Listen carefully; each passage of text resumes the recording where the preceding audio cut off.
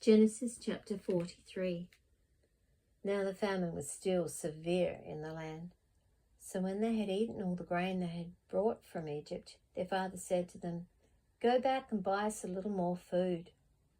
But Judah said to him, "The man warned us solemnly, 'You will not see my face again unless your brother is with you. If you will send our brother along with us, we will go down and buy food for you. But if you will not send him, we will not go down, because the man said to us, 'You will not see my face again unless your brother is with you.'" Israel asked, "Why did you bring this trouble on me by telling the man you had another brother?" They replied, "The man questioned us closely about ourselves and our family. 'Is your father still living?' he asked us. 'Do you have another brother?' We simply answered his questions. How were we to know he would say, 'Bring your brother down here'?" Then Judah said to Israel his father, "Send the boy along with me, and we will go at once, so that we and you and our children may live and not die. I myself will guarantee his safety. You can hold me personally responsible for him. If I do not bring him back to you and set him here before you, I will bear the blame before you all my life. As it is, if we'd not delayed, we could have gone and returned twice." Then their father Israel said to them, "If it must be, then do this. Put some of the best products of the land in your bags and take them down to the man as a gift. A little balm and a little honey, some spices and myrrh, some pistachio nuts and almonds. Take double the amount of silver with you, for you must return the silver that was put back into the mouths of your sacks. Perhaps it was a mistake. Take your brother also and go back to the man at once. And may God Almighty grant you mercy before the man, so that he will let your brother and Benjamin come back with you. As for me, if I am bereaved, I am bereaved." So the man took the gifts and double the amount of silver, and Benjamin also. They hurried down to Egypt and presented themselves to Joseph. When Joseph saw Benjamin with them, he said to the steward of his house, "Take these men to my house, slaughter an animal, and prepare dinner. They are to eat with me at noon." The man did as Joseph told him and took the men to Joseph's house.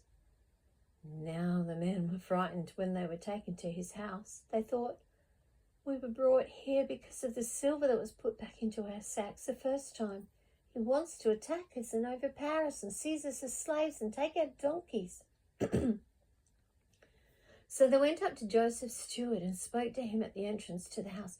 "Please, sir," they said, "we came down here the first time to buy food, but at the place where we stopped for the night, we opened our sacks and each of us found his silver, the exact weight, in the mouth of his sack.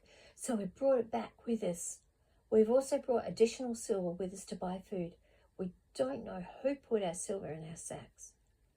"It's all right," he said. "Don't be afraid. Your God, the God of your father, has given you treasure in your sacks. I received your silver." Then he brought Simeon out to them. The steward took the men into Joseph's house, gave them water to wash their feet, and provided fodder for their donkeys. They prepared their gifts for Joseph's arrival at noon, because they had heard that they were to eat there.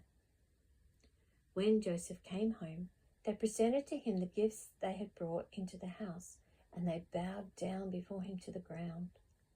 He asked them how they were, and then he said, "How is your aged father you told me about? Is he still living?" They replied, "Your servant our father is still alive and well," and they bowed low to pay him honor.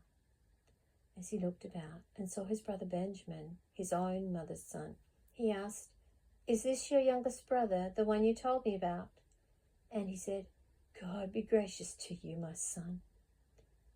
Deeply moved at the sight of his brother, Joseph hurried out and looked for a place to weep. He went into his private room and wept there. After he had washed his face, he came out and, controlling himself, said, "Serve the food." They served him by himself, the brothers by themselves, and the Egyptians who ate with him by themselves, because Egyptians could not eat with Hebrews, for that is detestable to Egyptians.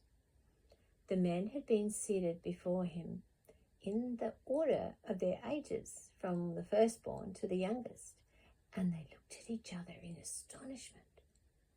When portions were served to them from Joseph's table, Benjamin's portion was 5 times as much as anyone else's. So they feasted and drank freely with him